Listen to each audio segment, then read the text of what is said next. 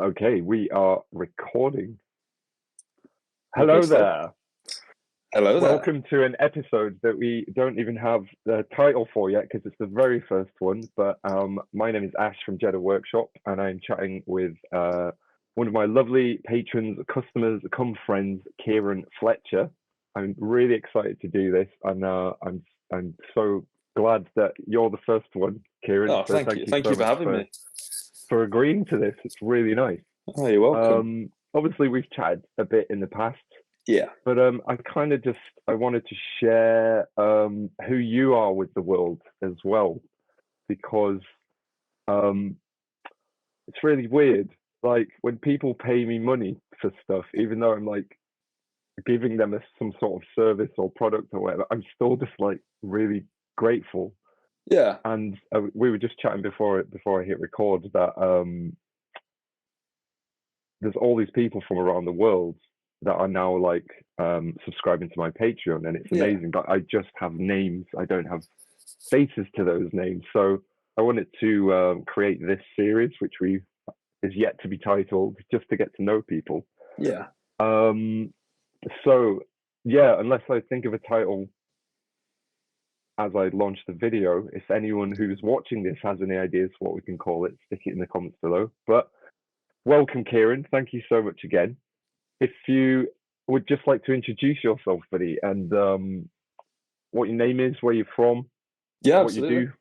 Yep. So, as you've already mentioned, my name's Ciaran Fletcher. I am a recruitment consultant for a fantastic business called Menlo Park, based near Leeds. I'm very, very fortunate to be in such a great job, work with fantastic people. I'm a local lad. We don't live a million miles away from each other, do we? No. And yeah, I'm from a very small village that very few folk have ever heard of, called West Cowick. Really beautiful village. I'm very, very fortunate to grow up there, surrounded by my I've beautiful never heard of family. West Cowick. Where is that? Yeah, so you know Snaith? Yep. Yeah, so it's the next village along from Snaith. Nice. Yeah, Nice. so yeah, very, very, very blessed. And Country boy. yeah, well, village boy, I'd say. Yeah, yeah. Village boy. Yeah, very, very lucky. And I've recently moved into my first home with my beautiful fiance, Rachel. Very, very fortunate, and that's just a kind of a couple of villages away from there. So I'm definitely a village boy. I Yep. did time living in Bath down south, or Bath as they call it. I didn't know that because I used to live in Bristol. Wow. Yes, yeah, because I was there for 3 years for uni. Yep. I went to Bath Spa University. Bath. Yeah, Bath Spa as they call it. Met some amazing people there, including my best friend Adam, who's a massive Star Wars fan himself. I'm actually going to Celebration with in April. Oh, amazing. Along with some other fantastic friends. So yeah, I'm a proper Yorkshire lad, born and bred. My mum's from Nottinghamshire though, so I've got that aspect in me. But yeah, my dad was a Yorkshireman from Doncaster. Donny, dirty Donny. But yeah, so I'm quite a local lad, and we've known each other for coming up a couple of years now, haven't we? Yeah. Yeah, very, very, yeah, blessed to know you as well, mate. You know, I've really enjoyed seeing the progress of Jedha Workshop. Thank you. Yeah, I'll just interject with how Ciaran and I met is we were chatting like on WhatsApp, weren't we, for a while? Yeah. You got in touch with me and ordered a helmet, and I did. a finished helmet. That's the one, Mr. Fives. And I think we bonded over the fact that Fives is both our favorite clone. Yeah. Just because of what he represents and all of that. And then your now fiance Rachel got in touch to order you a kit as well. She did, for Captain Rex. When we realised that, because Rachel was living around the corner from me at the time, wasn't she? Yeah, in Bristol. And so me and Ciaran's fiance Rachel secretly organised me to deliver the helmet in person, because it you know, it would be ridiculous not to, being 5 minutes away from each other. And we chatted for ages that day, didn't we? We did, really yeah. Nice. Yeah, it was like the first time meeting in person. Yeah, because it was the day before my birthday. It was the 21st of May that you came round. And I remember because I was standing upstairs in the house, and you'd come in later, the van, And I remember just seeing it. I was like, that looks a lot like Ash's van. And it pulled onto the drive. And I said, hang on a minute, that is Ash. And then came downstairs to meet you straight away. And then, but Rach, all credit to her, she never gave anything away. I had absolutely no idea. I hold my hands up. Admitted I've not got around to building the kit yet. I've just had so much on with the move and everything with my father. But yeah, since then it's just been it's in line as a summer project because I've got 3 helmets to make now. You'll get there, mate. You'll get there. Yeah, looking forward to it. Very excited to do them, definitely. Awesome. I wanted to ask about that. As long as you're comfortable talking about things, absolutely. Because around about the same time that you and I met, I'll just say for the viewers, Ciaran's father sadly passed quite suddenly, and we bonded over that as well because I lost a friend around the same time, I think. So I think we were both kind of exploring this thing we call grief and going through those emotions and supporting each other. So I just wanted to say again in person, thank you for supporting me. It really, you're welcome. Likewise, really does help. Yeah, because I think we'd discussed this previously as well, hadn't we? That it's not necessarily about the people you've known the longest who you might go to talk about grief and that sort of thing, but it can be the people that you just have that connection with. And obviously we'd only met in person once before, but we'd got to know each other for probably like the best part of 6 months before my father passed away. And I think at that point I remember messaging you to say, I know you've been asking about how things are. I just wanted to let you know, he's passed away, that sort of thing. And the support that you provided was second to none. So it's one of those things whereby, like you say, grief, it manifests itself in very different ways in different people. But I think having that support network there, with both yourself, I've got some amazing friends, my brilliant family, Rach of course being my absolute rock. That side of things was tough to deal with, but it molds you into who you are now, doesn't it? I think grief is something that is. I found your sorry to cut in. I remember just feeling firstly honoured that you would tell me this and confide that into me. I just it's just the first feeling that comes is wow, I'm honoured to be like holding space for you in this moment. And it's obviously totally unique to the person, and it's unique to you, and it's unique to the time. But I just remember being so inspired with how amazingly you spoke about it, and it was real as well. It wasn't like you were just putting on an act. Obviously, you have your own personal moments, but I could feel the truth in what you were saying. Like, these are the cards we've been dealt with. It's like play the hand you dealt. You weren't being like a victim of anything. You sort of accepted it humbly, or appeared to, at least. Really, like, instantaneously, almost. Obviously, we all go through things in our own private way, but I just remember being so inspired by you and your words and your energy and how you dealt with something so, what I would find huge. And anyone. And it was just really, really beautiful, and it just shows the character of who you are. Well, I think a big part of that is thanks to the upbringing that my mum and my dad brought me up in. And play the hand you dealt. If times are tough, get through it. Tough people are made out of tough times, aren't they? So it's getting through those things, and life isn't always kind. You're always going to be dealt blows, but it's how you deal with these things that makes you who you are. So not to sound too philosophical or anything, but I am a big believer. You're in the right place. But I do think that whatever hand life plays you, you've got to play it. You only get the one life. You've got to live it, to the best of your ability. And with the peaks and troughs that come with that, I think you need to kind of embrace what comes and deal with it as best you can. Some things you can do things about, some things you can't. And sometimes the acceptance of that is the hardest thing. But when you do get to that point, I think that life, you almost have this different perspective of it almost, because you kind of think, right, well, whatever comes, I've got to deal with it. It's not like, oh well, I hope that doesn't happen. There's always, of course, your preferences as to what you would want to happen and what you wouldn't, but there is that aspect of whatever may come, you get on with it, you deal with it. Yeah. So very fortunate. I mean, the upbringing that my mum and dad gave me, I could not have asked for anything better. Very, like I said, growing up in a village, I was brought up to always, respect your elders, have good manners, be kind, and just be a good person, just be a decent person. And I do like to think that I am. My father certainly was. I said at his funeral to the I forget the name of what the lady who led the service. Yeah. When we'd met with her before, she said, is there anything you'd want to say about your dad? And I said he was the definition of a good man. He was just a good, never did wrong by anybody, a really good, honest man, full of integrity.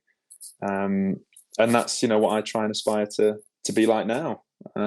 Somebody I think you'd be very proud, mate. It comes across thank you. All those qualities and values as he's instilled in you. Yeah, thank you. You'd be extremely proud, mate. Yeah, I appreciate that. Thank you. Thank you for sharing. Oh, you're welcome. Right, so I've got a list of Star Wars themed questions. Yes. If we want to, some of them might be a bit quick fire. Some of them might take some explanation. Yeah. So, how long have you been a fan of Star Wars? I honestly, pretty much as long as I can remember. Two of my kind of earliest memories of Star Wars were seeing Episode 2, Attack of the Clones, in the cinema with my mum, dad, and my older brother Rohan. Not named after Lord of the Rings. He was called Rohan before the films came out. But going and seeing that, and also my next door neighbours, my lovely neighbours, when I was a kid, they got the DVD box set of the original trilogy, and so they gave us the video box set of the original trilogy, and that's the first memory I have of watching them. Because obviously, I wasn't around when they were out of the cinema or anything like that. And when they, watching them for the first time as well, it was very kind of, this is how it all started and that sort of thing. So I'd have only been about 5 when Episode 2 came out, but I do remember going and seeing that. So they're kind of my earliest Star Wars memories. Yeah. Amazing.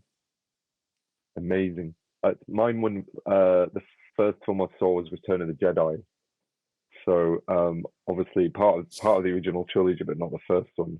And I've often wondered what it's like, because you're a lot younger than me. Someone seeing the prequels first, and then going to the original trilogy, and the way you've just described it is actually it's the same thing, isn't it? It's to me, watching the prequels this is how it all started. Yeah.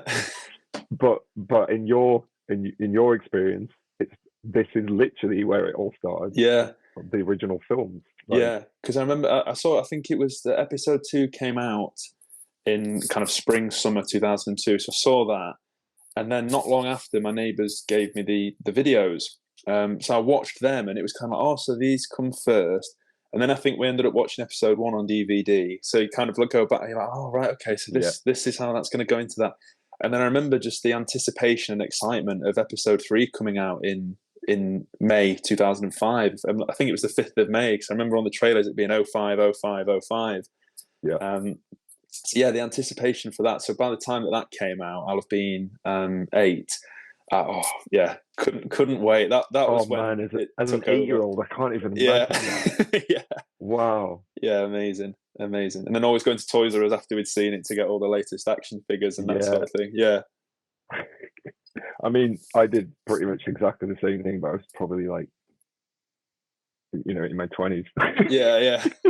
And felt like an 8-year-old, and then went to Toys R Us. Well, that's just it, isn't it? It's the feeling that you get from it. It doesn't matter how old you are or anything like that. I think Star Wars is for everybody. Whether you're a kid, middle-aged, teenager, getting on a bit. It's for everyone. But yeah, that excitement as a kid was just indescribable. It was unlike anything else, really. Yeah, amazing. It is, isn't it? Like, you get excited about new films when you're a kid, but there's something different about Star Wars. Yeah, it hits differently. Yeah, brilliant. Thank you for that. What color would your kyber crystal be? I've given a lot of thought to this, because I would say that I'm a Star Wars nerd. like obsessed with it. So it's not. I know that it's not just the Jedi pick their favorite color and that sort of thing. There's meaning behind them, and the color chooses you. Yeah. So I like the idea of being more of kind of a Jedi guardian and having a blue crystal. And I think that's because growing up, particularly again with the prequels, Anakin and Obi-Wan, two of my favorite characters, had blue. I've always liked blue anyway, so I like that aspect. But then I also love what Disney have done with the white crystals and how they are red crystals that have been bled, and they're basically taken by a particular force user and they are healed to make them white, and then they're just kind of this pure energy. And I love the idea that is how they come about. It's not like, oh, it's an extra rare crystal that only grows on this planet or anything like that. It's something that some tactile explanation behind it of healing and what that represents. Exactly. And I think the idea that something like a crystal can be healed and it can change how it looks and acts and that sort of thing. I love that. So it's between blue and white, but I think it would probably, just for the sheer fact of I've known about it, for as long as I can remember, it probably would be blue. Yeah. Yeah. What about you, though? Answer. I didn't actually know that about white crystals. Well, it's like the red ones are bled and corrupted essentially. Yeah. I'm just thinking about the color of energy, and my brain goes off on tangents like 1,000 miles per hour. I'm thinking about chakras and how, and just the scientific spectrum of light is that white is actually all the colors of the rainbow, combined. You get white, or if we did it as kids, in science, you shine a white light through a Lido block, and it refracts into all the colors of the rainbow.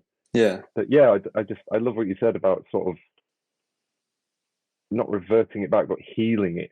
If it can be corrupted by the dark side and everything that represents, fear, anger, hate, it can also be healed. Yeah. And it's going to actually not be any one of those colors. It's going to be all and none of those. It's a unique thing. I honestly, I didn't know this, so that's really nice. Yeah. Amazing answer. And blue is my favorite color is blue, and all the forms of blue. Obviously, you've seen in Jedha, teal and all that. But yeah, I think blue is traditionally a very calm color. People wear blue, they're going to be calm. Yeah. So yeah, I think that's pretty accurate with yourself. Yeah. Good.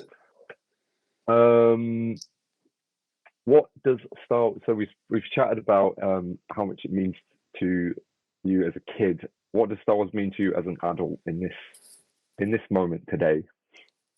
I would say more than it meant to me as a child.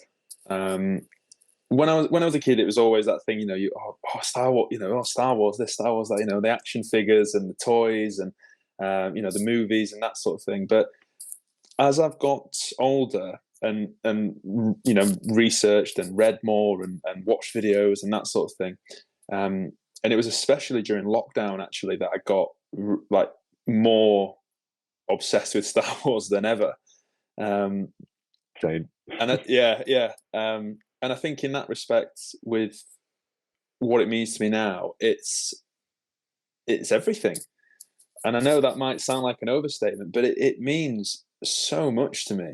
And the way that I would never kind of have I couldn't necessarily just write an essay about what it means to me, for example. But I think the feelings that it evokes and the sense of emotion that it can bring about is what shows it, and what it means to me. I mean, I've obviously no spoilers, but I've just watched the most recent episodes of The Bad Batch, and they damn near brought me to tears. With the character development and the music as well. I mean, just the way that the score, whether it be John Williams or Kevin Kiner, who did it for the Clone Wars and the Bad Batch.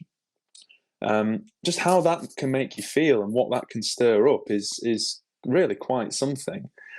But I think it means a lot to me now as well because of what it's helped me get through. Particularly, in fact, I was with a friend this morning on a walk and explaining this to him, that the Clone Wars, especially. I know for a lot of people that when it was originally out, kind of 2008 and beyond, a lot of people have this memory of as a kid coming in from school, sitting down and watching it on a Friday night.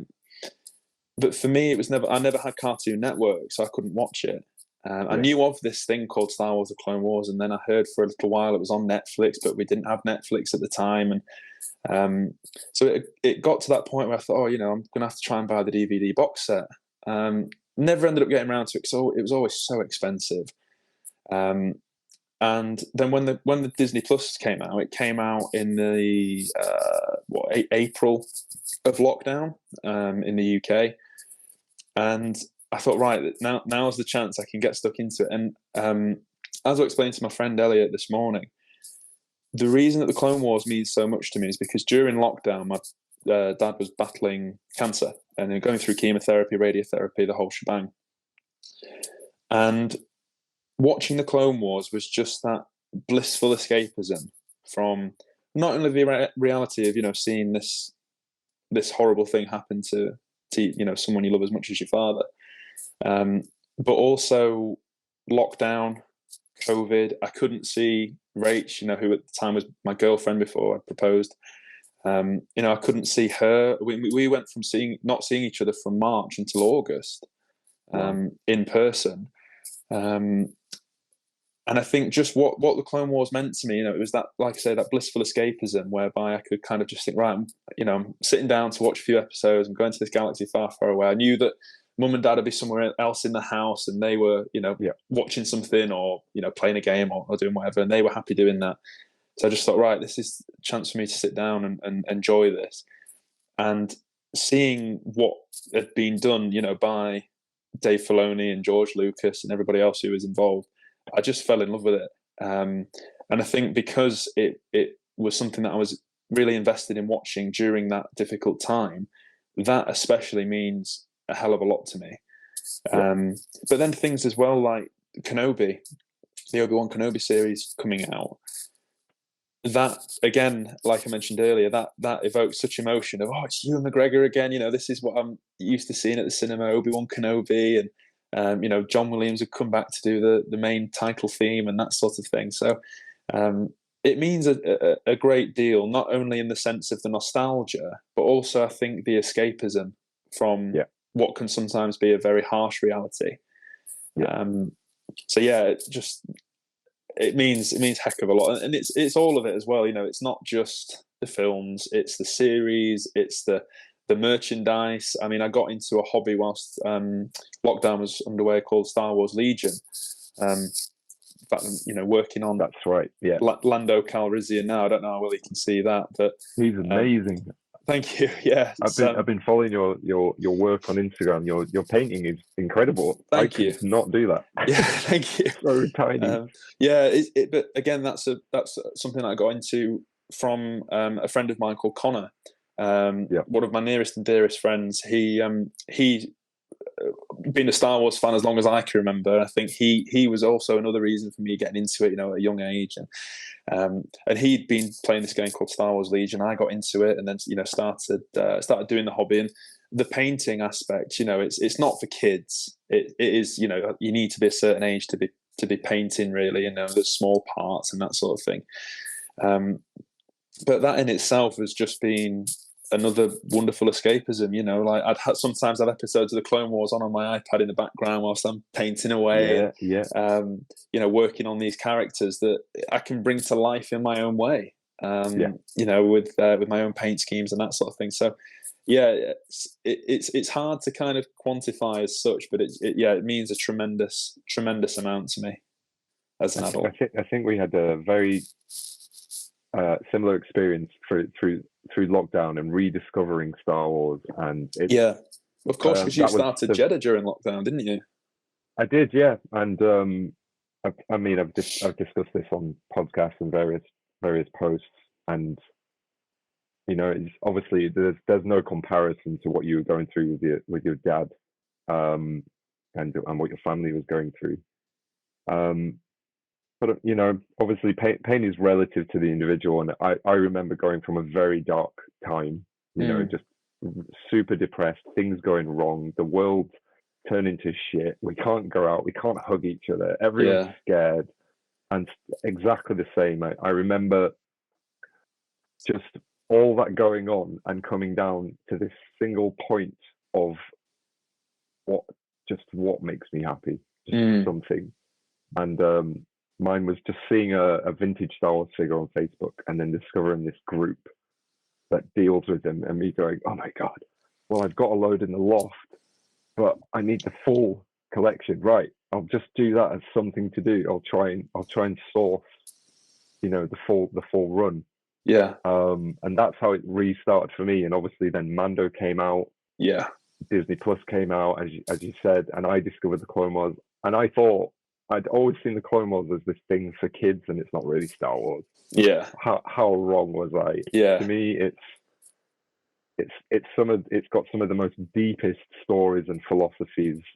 Absolutely. In all the Star Wars universe. And I got teary and quite a few episodes. Oh yeah. Actually, it blew me away. It's honestly one of the greatest.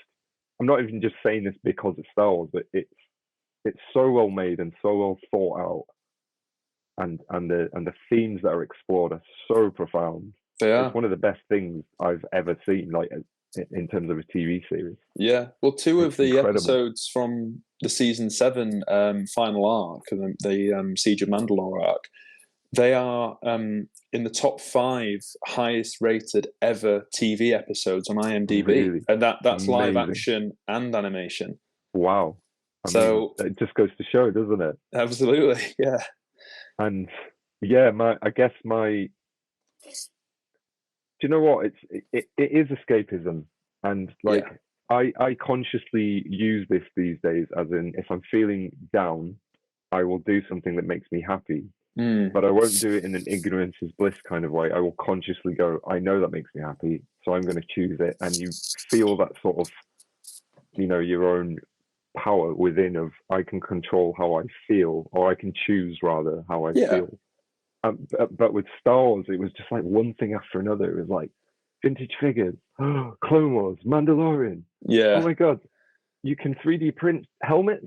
Next thing, I went down the 3D printing route, obviously, and building physical helmets, because that just still blows me away that you can do that from your house.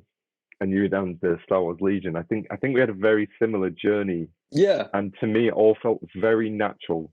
That's why I brought up the sort of choosing positive things for yourself. To me, I was just drawn to it. Yeah. I wasn't even thinking about it. It was genuinely just making me so happy, like in so many ways. Yeah. And I think when you start vibing with that, and then you meet other like-minded people, it's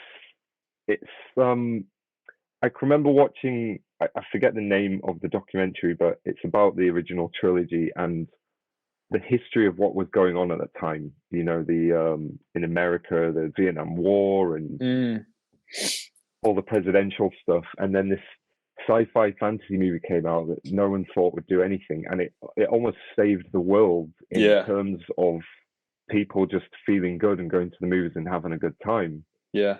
And George Lucas has spoken a lot about this. It's why do people love it so much? And there's so much we could talk about in that. The mythology and the hero's journey.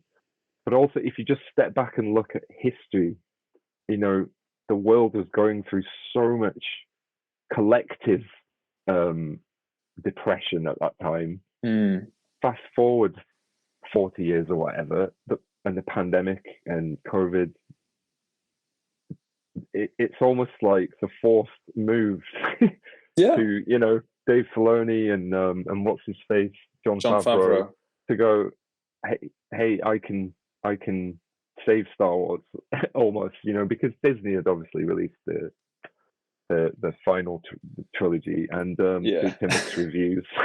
That's putting it lightly. And to me, I just sort of sat back and watched my own reaction and everyone else's of this huge resurgence of Star Wars, which I think does happen every couple of years, with the prequels, and then again, it's like the world needed that. And ironically, it's all about the Force and how it moves. but paradoxically, it actually did move into our reality. Like that blows my mind. You know, Yeah. I see it as a very definite and intended and conscious, almost like an intelligent force. Yeah. Do you know what I mean? Yeah. Well, we are getting too deep and philosophical here. Yeah. I'll move on. Who is your favorite character and why? Now, this is a very, very good question, and one that is unfortunately not the easiest to answer, because I have different characters, different favorite characters for different reasons. I think, from a nostalgic perspective, Obi-Wan Kenobi is right up there. I think what he. I think especially as a kid, I thought, is this hero? He's good all the way through and that sort of thing. But then as I've got older and I've learned more about the character and the story, I realise that he's not perfect and he has his faults and that sort of thing. And I like that in a way. And I think it's good because I don't think there is any one true perfect good guy in Star Wars. I think everybody is imperfect. Even when you look at somebody like Yoda, who is synonymous with good, and that sort of thing, but he makes mistakes. And when you look into the greater depth of things and what he was blind to and too arrogant to admit, you realise, actually, he is at fault. And like I said, I don't think anybody's perfect, including Obi-Wan. So I think that added even more of a layer to the character that I love. Darth Vader, Anakin Skywalker, I think that the arc, when you talk about somebody's character arc, I don't think there is a better known character arc, if you will, for somebody to go from truly good and purely good to turned evil, and then turns back at the end, and it shows you that redemption is possible for anybody, arguably. Yeah. So I love those two. And then the Clone Wars introduced me to characters like Fives, and also Captain Rex, and they're two of my favorites. And Ahsoka, I think Ahsoka Tano is fantastic. Yeah. But again, Fives, he's not a massive character, and a lot of people, I would say, probably still don't know about him or don't appreciate what he is or represents. But as we've discussed before, what I love about Fives is that he stays true to himself all the way through, and he knows what's right. And he knows that if something's not right, you question it. You don't just blindly follow orders. And I think that is something that Rex eventually goes on to do, and he stands up for what's right. He doesn't blindly follow orders. So I think the character arc and development that you have of those two as well is superb. So yeah, it's tricky. If I had to narrow it down to just one person, I'd probably have to say Anakin Skywalker, Darth Vader, like the continuation of that character. Yeah. And I know there's the argument of they're two different people, but it's the same character's arc. So I'd fight my corner on that. That it's the same person in that respect. But I just think what Star Wars does beautifully is it gives us so many Darth Maul. Again, people who don't know the Clone Wars or Rebels won't understand his art. He's not just this devil-looking dude who turns up with a double-bladed lightsaber in the Phantom Menace and then gets cut in half. The development and the way that they portray this character who he never quite gets there. He's got these plans and he's got these ideas as to how he wants to try and do things, but he's always just off the mark. He always doesn't quite understand enough, sort of thing. I think that's beautifully done by Filoni and Sam Witwer, with the voice acting in the Clone Wars and Rebels. I watched the episode where, spoilers if you've not seen it, where he finally confronts Obi-Wan on Tatooine. Oh, twin sons, yeah. Like old Obi-Wan. And it's, when that finally happens, it's like he's set free. Yeah. From his own kind of self-loathing, and he's obviously fueled still by this hatred, and he's sort of had a second chance when he's healed by the witches, and they literally like suck all the trauma out of him, and and then he goes even more badass and takes over, Mandalore and all that. But I think as well in Twin Sons, when he's Obi-Wan's defeated him and he's lying in Obi-Wan's arm, and he asks if he is the chosen one, referring to Luke, and Kenobi says he is, and then Darth Maul says he will avenge us, and it's like he still doesn't. Well, I think it's more that he still doesn't get it. Like, Luke is not going to avenge them in the sense of he's going to kill the Emperor and do, and right all these wrongs.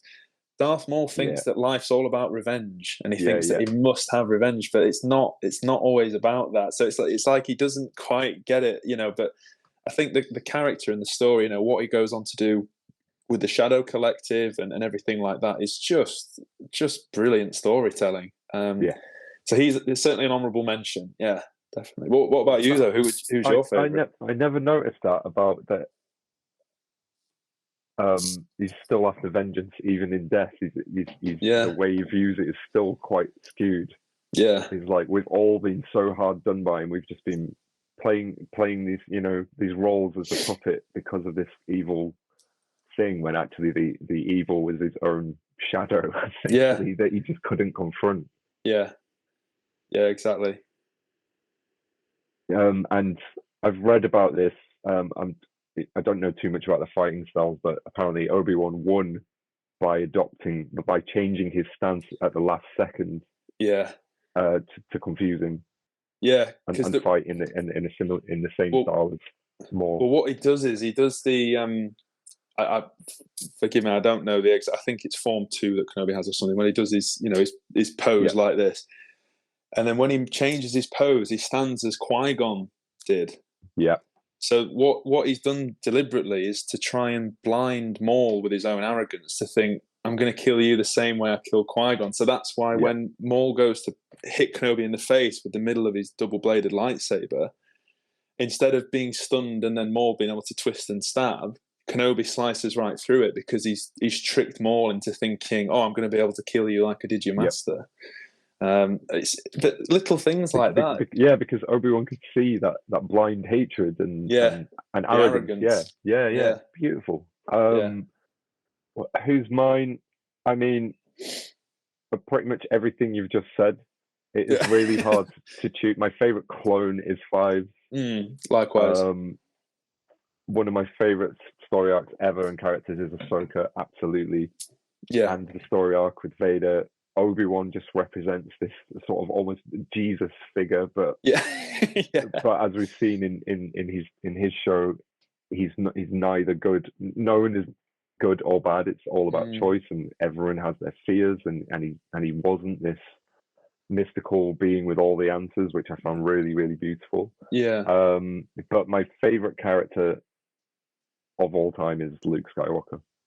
Right. Just because. Just watching Return of the Jedi, and it's it's the conclusion to Anakin's story, and how you mentioned earlier, anyone can be redeemed, and Vader redeems himself, and obviously that's his personal choice, but he's inspired by Luke's hope and faith and belief in them, and that he backs down and doesn't fight him, and I think it must have seriously impacted my child brain, because I found that I have very similar subconscious beliefs in that, just naturally, and whether they were there before and I just resonated with that, or whether that actually informed me as a little kid. I love Luke's empathy and his lightness. Obviously, everyone that no one is neither good or bad, and we all have a light side and we all have a dark side. But it's Luke's sort of relentless optimism to continue choosing that. Let's ignore the final trilogy, by the way. I'm glad you said it. That's Luke. Just always has been, always will be. Yeah, I think he is, again, synonymous with Star Wars. People have heard of Luke Skywalker even if they've never seen Star Wars. Just as people have heard of Darth Vader if they've never seen Star Wars. And I think with Luke, like you say, it is this empathy, this caring nature, and it's, I think especially by episode 6, Return of the Jedi, I think you see this idea as to what a good person should be. Luke is a good person. I mean, okay, there's arguments that he tried to kill the Emperor and that sort of thing, but I think the fact that he does what he does to save his father, he believes that there is good in him, even when everyone else says there isn't. It just shows you what a heroic character is. And I mean, I've looked into, particularly in Legends, what he does post episode 6, and the things he gets up to, and the things he does. He's an incredible character, but all of that's kind of hidden away because of how Disney have changed his story. So I know a lot of people like to think, no, Star Wars ends with episode 6 and that's it. But I think with his appearance in things like The Mandalorian season 2, spoiler alert, sorry, and the Book of Boba Fett, I think a lot of people in that respect will be hoping to see more of what we were wanting than episodes 8 and 9 gave us. Luke we remember. Yeah, exactly. The one that is synonymous with Star Wars. And Mark Hamill said himself that it's not his Luke Skywalker in in the sequel trilogy. Yeah, he vehemently disagreed with it, didn't he? Yeah, exactly. So, I mean, that speaks volumes in itself, doesn't it? So. It does, and it's in a way, I'm glad they changed it and explored some new territory. And there are loads of elements of that trilogy that I do enjoy, but I think they could have done things a lot different with Luke. And I'll just always, I'm not discrediting it, and I'm not no, the final trilogy does not exist. It does. It's Star Wars, and I appreciate it nonetheless. It still entertains me.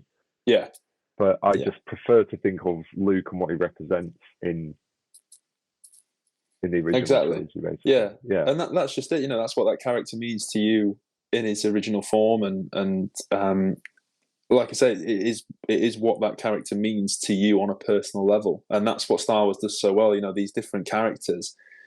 I mean, you could ask 10 different people who their favorite character is, and you could have 10 different answers, and you can completely understand why. That's the beauty of it. I think there's someone that speaks to everyone. There was an element that really profoundly got me, and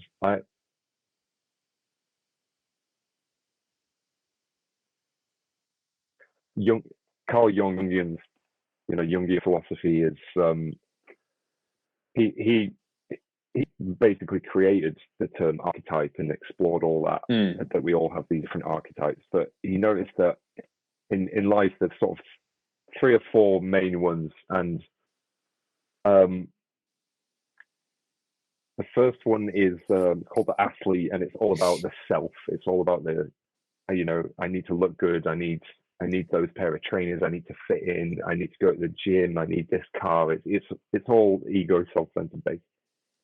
And when you realize that that's not really a healthy way to express yourself, it then switches and becomes all about the other and helping people and really, teaching and sharing knowledge and helping each other. And then later in life, you realize that both were kind of out of maybe an insecurity, that when it's all about the self, that is a need to please others because you're finding your own identity, and it's insecurity. And then giving, even though it's loving and empathic, and absolutely I'm all about that, it can also get to a point where you're going, well, why am I giving? Am I giving truly to help that person, or am I giving to fulfill some kind of insecurity in myself, and a need to matter, an identity to, hey, hello, I exist kind of thing. And once you explore that, Jung was kind of like, you get to a place where, like you said earlier, there's no true good or true bad in anyone.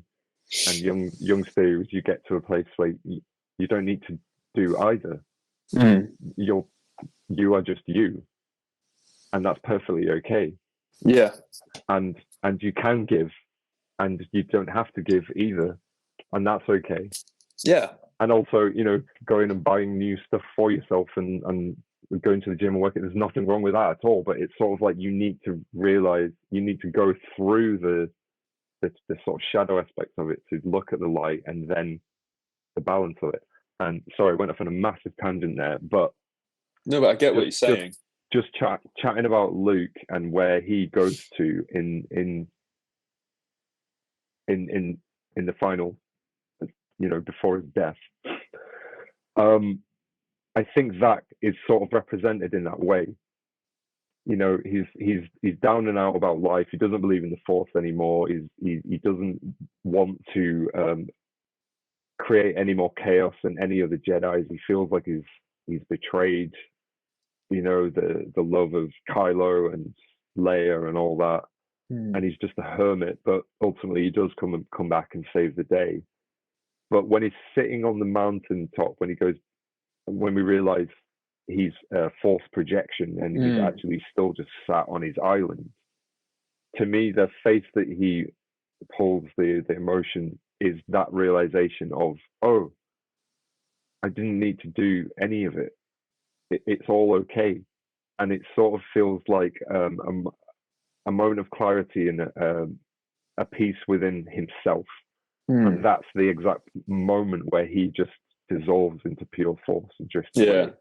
And it just brought all the theory of Jung and all that. I really enjoyed that moment, I have to say. So in a roundabout way, even though there's lots I dislike, there's also lots I do like, and it sort of came good in the end. And I think I feel what the director maybe wanted to get across. Okay. Well, that's good. I've never heard that. Yeah, I've never heard that interpretation or that perspective on it before. So it's interesting to hear that. I think Rach and I are watching through all of the films again now, in the lead up to Celebration. And I think I'll probably see that scene in a different light now. And I'll think about how you've just said it. Yeah, that's very insightful, Ash. Thank you for sharing that. You're very welcome. Right then, next question. I was going to ask, how do you personally celebrate your love of Star Wars? But I think we've chatted about that. I'd say that's your Star Wars Legion stuff. Yeah, just collectibles in general. Yeah, definitely. Yeah. Who would you be without Star Wars? It's a good question. One thing that I think is a very, very kind of I forget the exact term, but a point that brings myself together with some of my closest friends is our love of Star Wars. I mean, Star Wars Celebration, for example, I'm going to in London in April, and I'm going with some of my friends who are all Star Wars obsessed themselves. But you know, they're relatively similar age to me, so they grew up more with the prequels. But you know, they've all seen Clone Wars, they've all seen you know, Rebels and that sort of thing. So we're all very kind of, admittedly, you know, Star Wars nerds and Star Wars mad and that sort of thing. So I think the social aspect that it brings is mightily important, you know, and I think that has brought me together with a lot of people, and you know, it's helped me meet you, for example. Because of course, you know, that there are other things out there as well. I mean, I'm a massive fan of the Lord of the Rings, as we've spoken about previously. But I think Star Wars is incomparable to most franchises, because if you think, and I think a perfect example of this is Star Wars Celebration. You know, it's on every year. It is a dedication to the Star Wars franchise.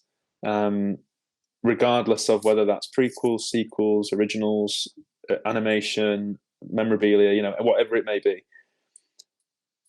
I mean, and it may be that somebody writes in the comments after watching this video, you know, oh, well, there's a celebration similar for this and that sort of thing. And if there is, you know, fair, I hold my hands up, I don't know about it.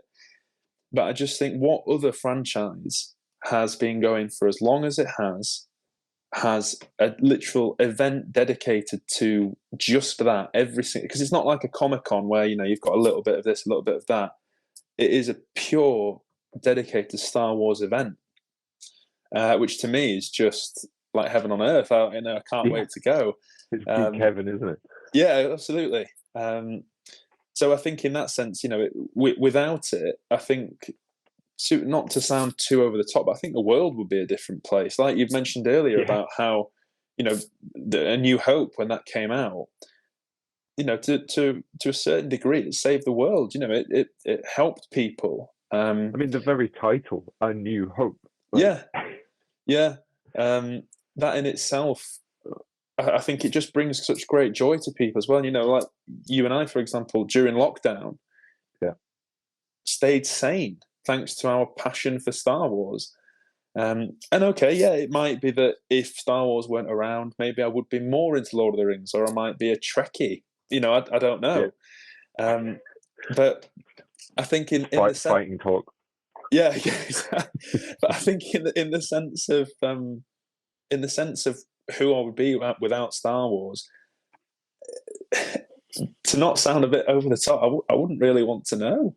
Because I just think Star Wars it means so much to me. It has done for such a long time, and I know that it will for a long time to come. I don't kind of think, oh well, I loved the films when I was younger, but it's all right now. I'm loving, I'm lapping up everything that's coming out, all the new developments, all the new shows, all the new films, and I do think that it is a part of me. I mean, everybody who knows me knows that I'm obsessed with Star Wars.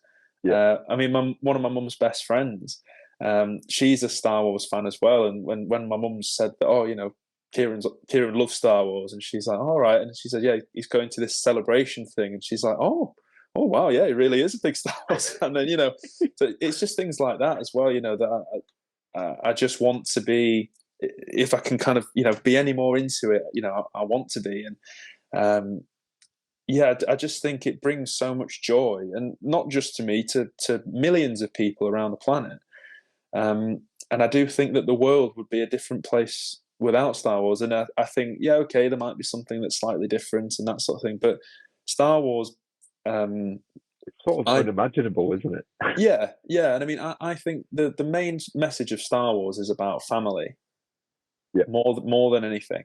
And I think that the way that Star Wars brings people together, okay, it divides people as well. I know there's the sequel lovers who argue with originals lovers, and there can be those, and I admit, I know that there are toxic people in the fan base, but I think for the most part, for the everyday Star Wars fan, the way that it can bring people together, I don't think there's anything quite like it. And I think the world is a better place for having Star Wars, definitely.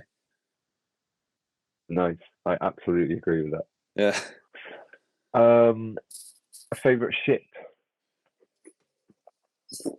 I do love a Jedi Interceptor. Nice. I really do like them, but I think Millennium Falcon is just iconic, absolutely iconic. But there's so many, because it's the sounds that they make as well. I mean, Slave One, the sounds that makes, and then the I forget the name of them, but the bombs that it lets off as well. Those they're just exactly. Just all of that is just incredible. And the TIE fighter, that's such a recognizable sound. The X-wing is such a recognizable shape.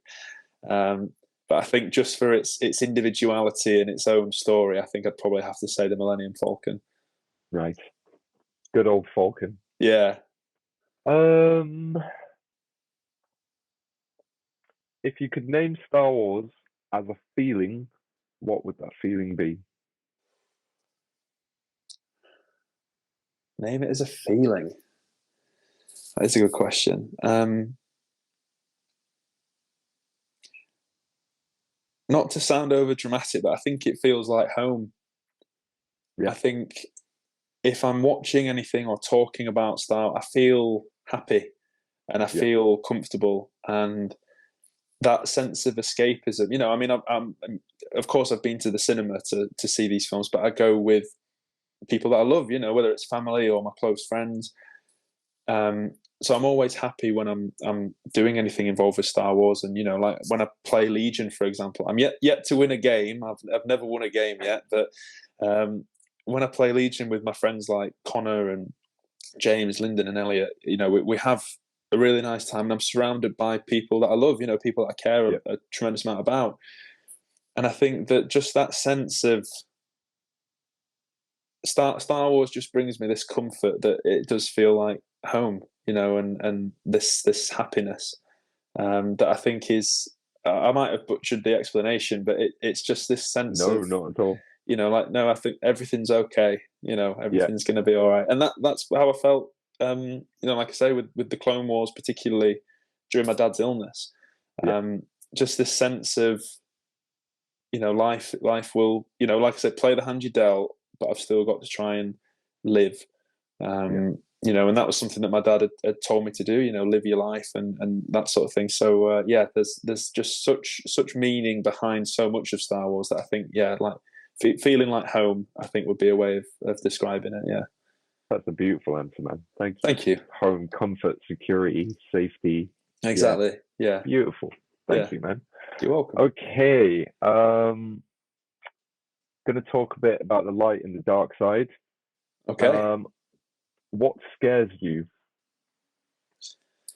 Ooh, that's a very good question. I don't have these fears like spiders or particular thing. I hate horror films. I can't stand horror films. But I think if we're to talk on a more serious level, and again, I know this might sound quite deep, but I think the thought of letting people down, people who rely on me or depend on me or trust me. I think breaking somebody's trust or something like that would be terrible, and that's why I'm proud to say that I am an honest person. I think I live an honest life. I can't stand lying, even whether it's a white lie or not. I will always try and be honest. I will always try and do what I think is right, and I think something that does scare me is like I say, letting people down and failing them. And I know that, as we all know, the greatest teacher failure is. But I also think if it's something that I failed in the sense of doing for myself, I'll learn from it. But if I failed in a way that lets other people down, that's something that frightens me. And I mean, like if I ever let Rach down in any way, for example, I'd be gutted, so my idea is to, make sure that I'm doing right by people, doing what they need, doing what they deserve, and just trying to be a good person. So yeah, letting people down, I think, would be what I'm afraid of, and failing people. Nice. And who would you be without that fear? I think I'd be a much more selfish, arrogant person. Right. So do you think the fear of letting people down actually sparks you and drives you to not let them down? Like, it's a good thing. Yeah, absolutely. Yeah, I don't see it as a bad thing. I see it as a motivator, because I think if I don't do this, how am I going to feel? And I'm going to feel bad that I've let that person down. I don't want to feel like that, so I need to do it. I need to get this done. For example, as I mentioned right at the beginning, I work for a fantastic business called Menlo Park, and my directors, Andrew and James, are honestly two of the best blokes you could ever have the pleasure of knowing. They're amazing bosses. And for example, during my father's illness, they were so understanding, showed tremendous empathy, and I owe them a tremendous amount. They gave me this job, that's allowed me to buy my dream home. It's allowed me to buy an engagement ring for Rachel, and it's not just the financial aspect of work. It's also the skills that I've gained and the experiences that I've had. And they did so much for me in my darkest hour, if you will, that I want to repay them. I want to hit my targets. I want to be a good example to, new starters. I want to be the best recruitment consultant I can be, and that's to pay them back, because they've done so much for me. I can't describe it really. I've tried to, and I don't know if I've butchered it or failed as such in the past when I've really spoken to them. But yeah, they've done so much for me that it's that sense of, I want to work my absolute hardest so that I don't let them down, and I've repaid their faith. So I do think that without that fear, I think naturally anybody who has that as a fear would become more selfish, and just think, oh, it doesn't matter, I'm all right, so it's fine, and that's not the sort of person I am, and never have been really. So I'd definitely want to avoid being like that. Nice. What do you think your superpower is? We've chatted about, Obi-Wan has this kind of spirit of rightness and wisdom, and Yoda has the wisdom and the fighting skills. Anakin has the physical skills, but obviously gets corrupted. And everyone has a unique sort of superpower, if you will. Yeah. What do you think yours is? I do think that I'm quite an empathetic person. Yeah. I don't always kind of have a knee-jerk reaction to how somebody is or why they are as they are. If I speak to somebody on the phone I'm on the phones all the time at work. If I speak to somebody on the phone who's particularly rude, I don't think, oh, what an awful person. I just think, wonder what's going on their end at the moment, because you just don't know. They might have just had some terrible news. They might have just had, any terrible thing might have happened. Yeah. And so I think I always just try and understand what people might be going through, and that's something that my dad instilled in me. It was always, just take a breath, step back, observe things, and then try and understand them. Don't go in all guns blazing like a bull in a china shop. Think about it as, what might that person, walk a mile in their shoes, sort of thing, and try and understand why they are how they are. And I think, because I know that sometimes people might, it'd be the strength, or it'd be this, or it'd be that, and I know that that's kind of your Marvel superhero type things. But I think from a more realistic human level, I think it is the because I think, without blowing my own trumpet, I think I've got some wisdom to a degree. I think I've got some life experience. With having 3 years at uni and everything that happened with that, and the time before and time after. But I think just from a human level, that benefits other people is my sympathy and my empathy.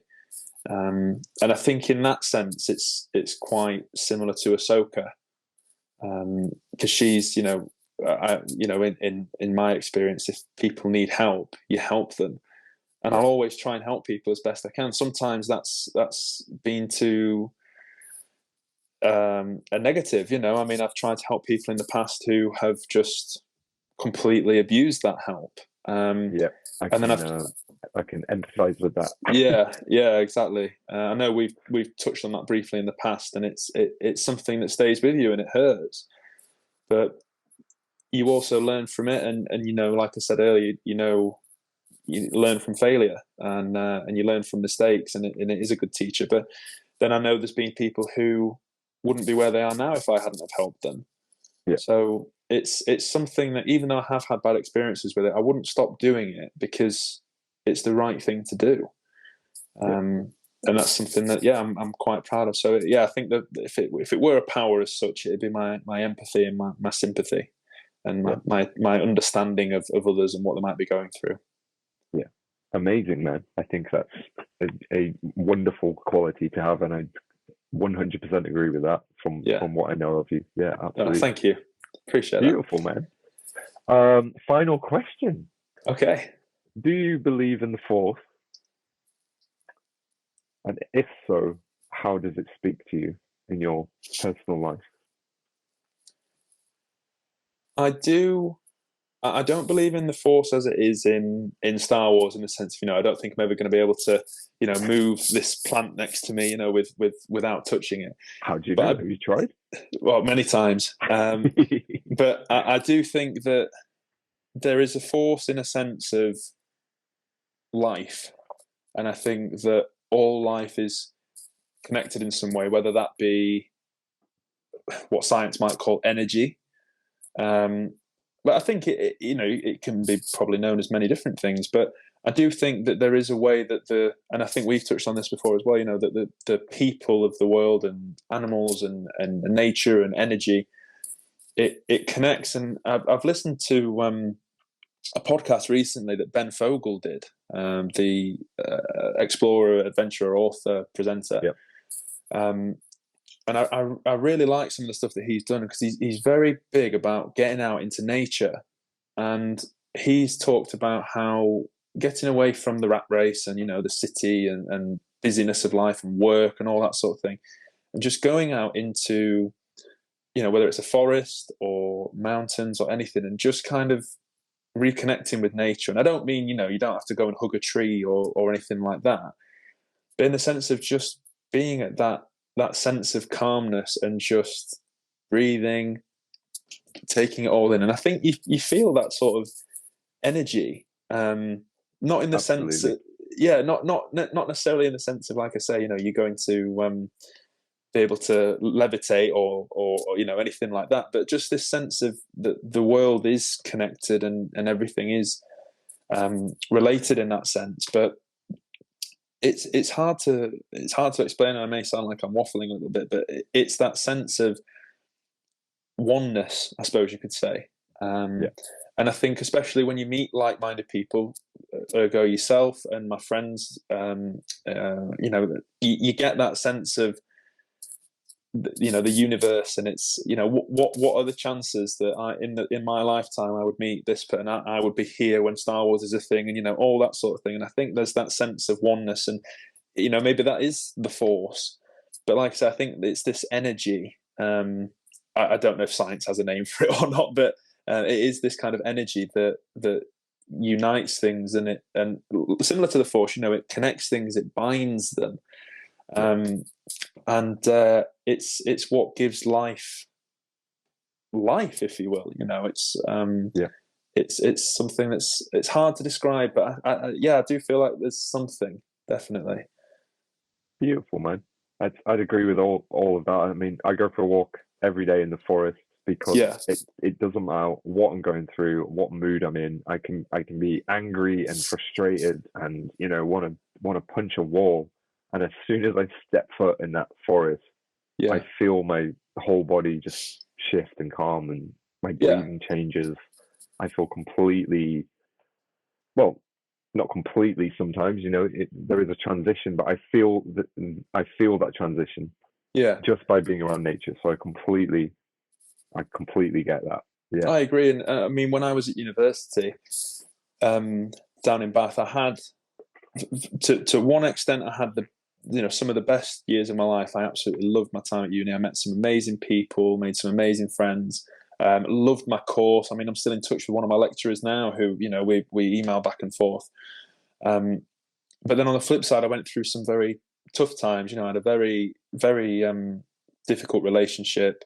One of my friends, he went through a battle with cancer, thankfully came through it, but it was tough to deal with at the time. So there were some negatives. And living in a city, now don't get me wrong, Bath's not a big city. It's not, you're not covered in skyscrapers. It's not like London or New York or anything like that. But just being in that busy environment, and then when I'd come home back to West Cowick, this quiet village, just everything seemed to kind of just take a back step and just kind of just breathe, and I think that's because I was, like I said at the start, I'm blessed to have been brought up in this village life, and to go for walks around, whether it's along the river or through a wood and that sort of thing. And Rach and I, where we live now, we're very lucky that there's some lovely walks nearby. I mean, we're within an hour of places like the North Yorkshire Moors, the Yorkshire Dales.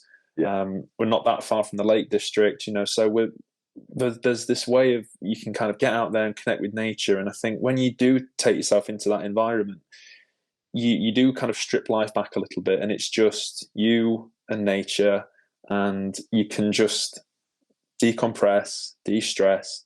And I think that does something, because I've tried meditation in the past. I can't. It's just never worked for me.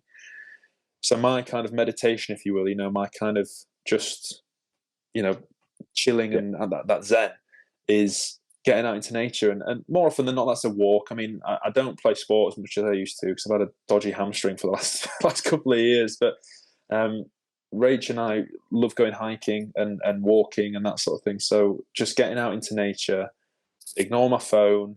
I'm not a big social media person anyway, and I think the connections that you make with people, with yourself, for example, means so much more to me than how many people like my Instagram post, or have I got a retweet on Twitter, all these different things. And it's, I think life in as it is today, I think very often people can be distracted by what really matters and what is portrayed as mattering. And when I was at uni, I think arguably I could have ended up going down that wrong path and being quite superficial and that sort of thing. But by third year, I kind of steered clear of the people who I felt were leading me down that path.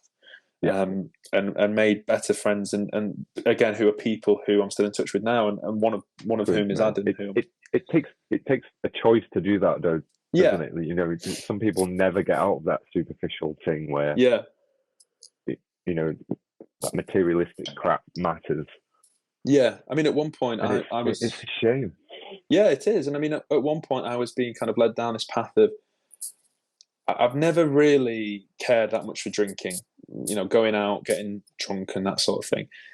And by second year, some people I was hanging out with were like, "Oh, you're boring because you don't drink. Oh, you're this because you don't drink. You're that because you don't drink." And I got to a point where I thought, I'm not going to do something I don't want to do just to try and fit in and be accepted. Yeah, I will be me. And fived it. Exactly. And anybody who respects me for being me and being true to myself will be worth my time and worth my energy.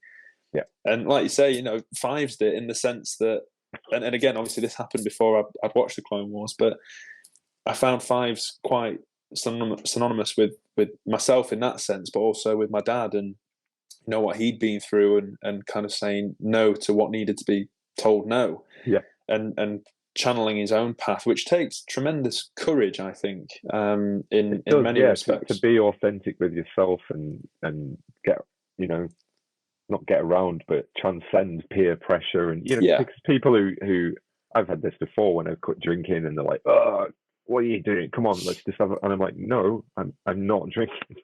Yeah. And they can't understand it, but that peer pressure is just their own anxiety about themselves. It makes them feel uncomfortable about maybe what they're not questioning, and then you sort of have to empathize with that. But sometimes it's easier to just remove yourself from those situations and that energy. And just what you were saying about nature is, whether it's that oneness is expressed through nature, or whether it's just you reconnecting with that oneness of yourself in that moment. It's kind of the same thing, isn't it? And it's I struggle with meditation these days because I've practiced it so much. I put a lot of expectation on myself to get to somewhere, that doesn't exist anymore. Yeah. It's like, oh, I used to be really good at it. I want to get to that place that I got to in the past, but then you're not in the bloody present, are you? Yeah. Which is the whole point, if anything, of meditating, is just to bring that presence and that oneness and that appreciation for nature and who you are and your connections. And it's beautiful. Yeah, and that's something else that is emphasized rather in Star Wars. When Yoda explains, always one eye on the horizon. You're never here now, and that's something that has come to the fore for me. Because I've growing up, you're always kind of thinking, right, okay, well, when I get past my GCSEs, and I need to think about college, and then after college, I need to think about uni. And it's never been kind of just live in the moment. It's always been kind of, right, what's next? What's around the corner? And my dad was very good at doing this with me, just kind of saying, just be in the now, be present in the moment, accept how you feel, whatever that may be. And he always taught me not to bottle things up. Like if I needed to talk about things, talk about them. And I think that comes from it. And again, that's not necessarily the easiest thing to do. And I think very often for men, there is, and I know that there's a lot now about mental health and, places to talk, but I think there is still a stigma about men and, needing to man up and that sort of thing, which I think is just complete poppycock, for want of a better word. It's the opposite, isn't it? We should be cultivating an ethos, an environment where, that sort of masculine part of people's ego, whether male or female, can express their emotions and be heard and be validated, and it is okay and it's totally normal because we all bloody have emotions. Exactly. And I think you've got to, something my dad always said.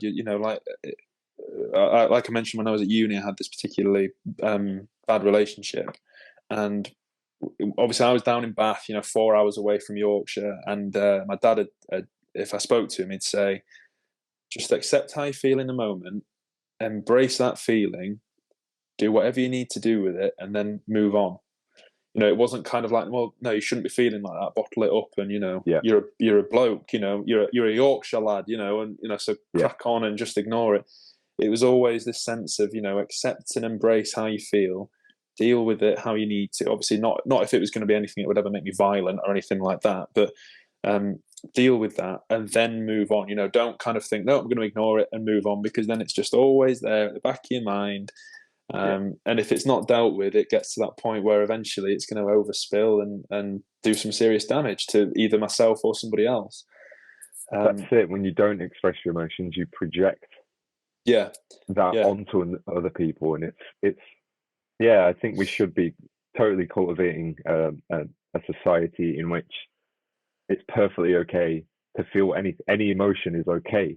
It doesn't mean you have to act out on it, but if you feel hard done by, or abused by someone in whatever way, emotionally, mentally, physically, vengeance feels better than powerlessness. And then from vengeance you might feel anger or hatred, but that's better than vengeance. And from that you move to hopefulness, or just to send a bit more a peaceful approach to what's gone on. So there is an emotional scale that you move up, and you wouldn't get there without expressing these emotions. And if you don't express them, then you stay in powerlessness, or you stay in vengeance. Like we were talking about Darth Maul, he never expressed these emotions healthily, so he projected that dark side out onto other people. So he never truly found himself, even at the moment of his death. Yeah, exactly. And it's like, it's okay to want revenge, for someone who screwed you over. It's totally fine to feel angry. Just express it. It's okay. Instead, it's released. Yeah, exactly. It's released inward and then outward.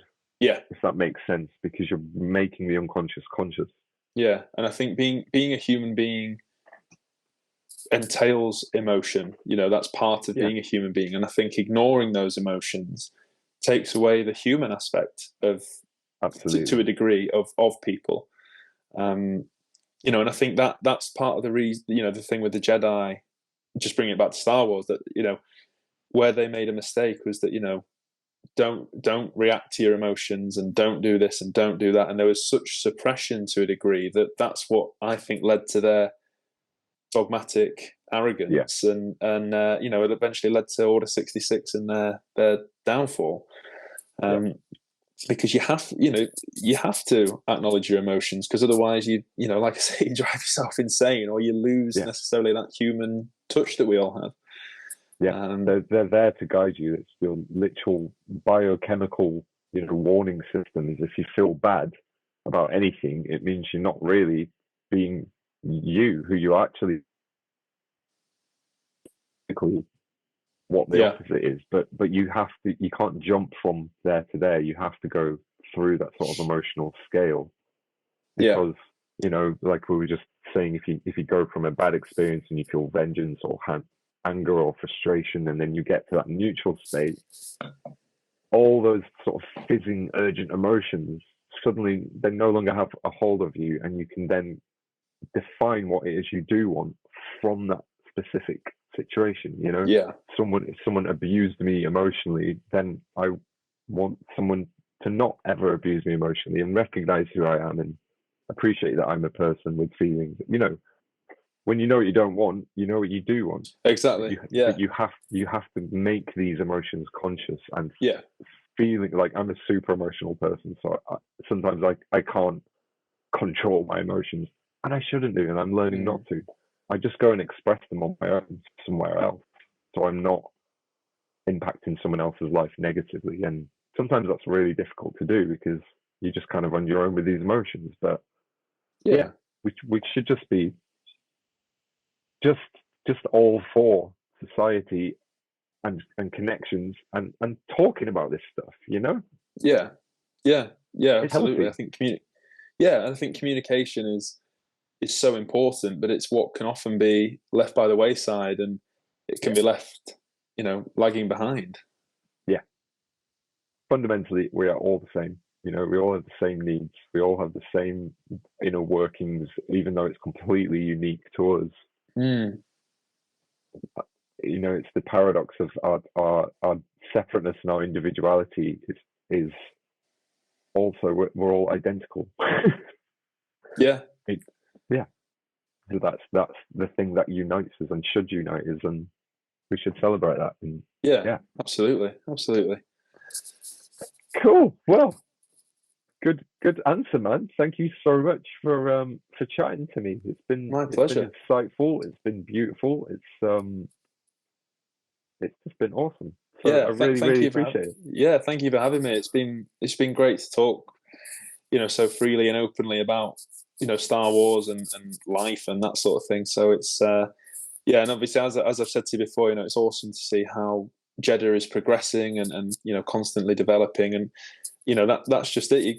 Keep moving forward, and obviously I see all the reviews that you post online, and the Google reviews that you've had from people now. It's brilliant to see how Jedha's doing. Not just as a local Yorkshire business, a small business, but also as a business that's built around the fan base that it is, and built up by yourself as like I mentioned in my Google review. You've got passion and energy coming out your ears. So I literally laughed my ass off at your. It's brilliant. Thank you so much.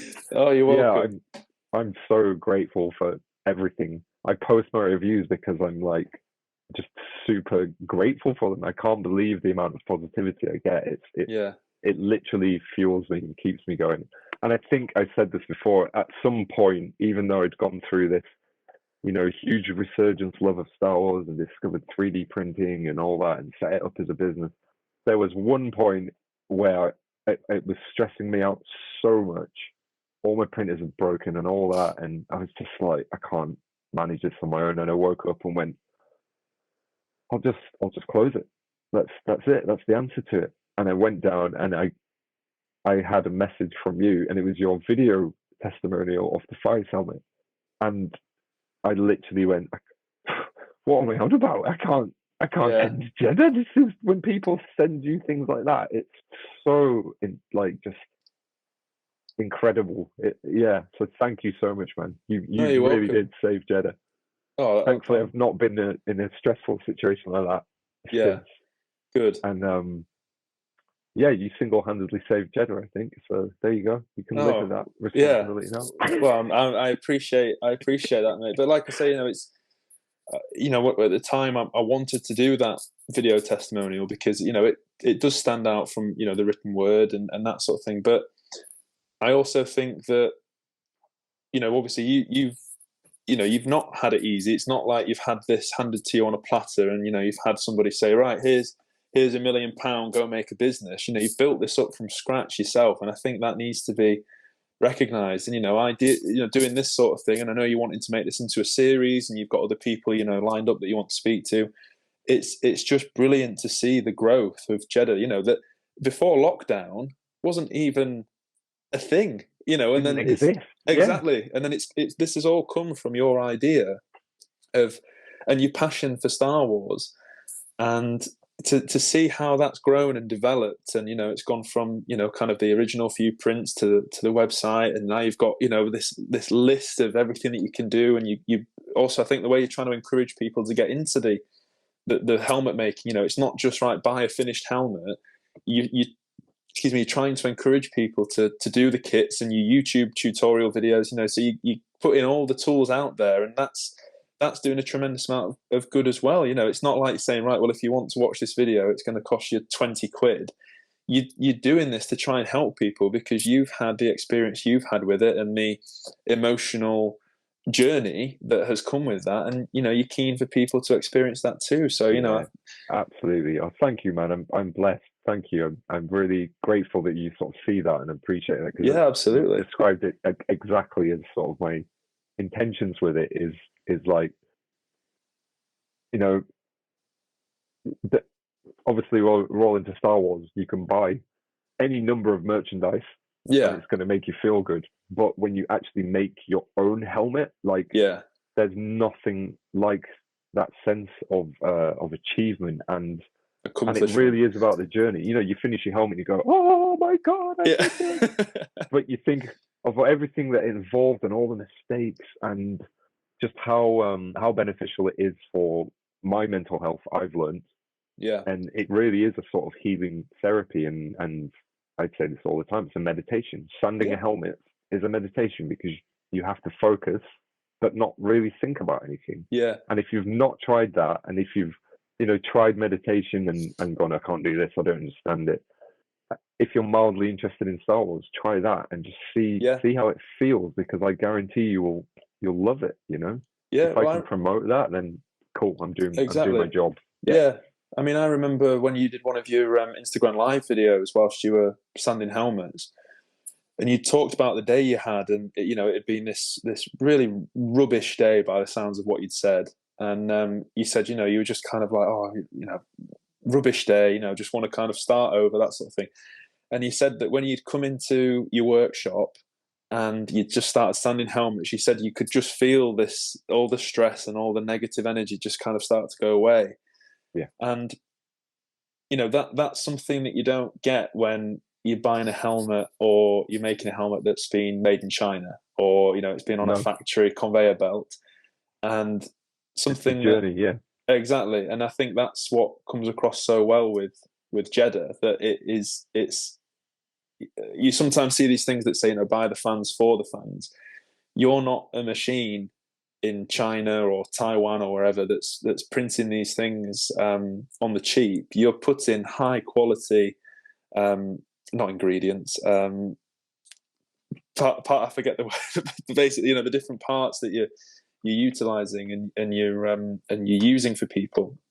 And I mean, I've known you kind of restart a helmet from scratch if the sanding hasn't worked properly, you know. And it's not just what you're designing, mate, but it's also what you're doing as a business owner, and, you know, the way that you treat your customers and in your patrons, you know, and that sort of thing. So I think if more businesses kind of followed your model of how you treat people and you know, being a good person and doing it for the passion of it, I think there'd be a lot better businesses in the world, basically.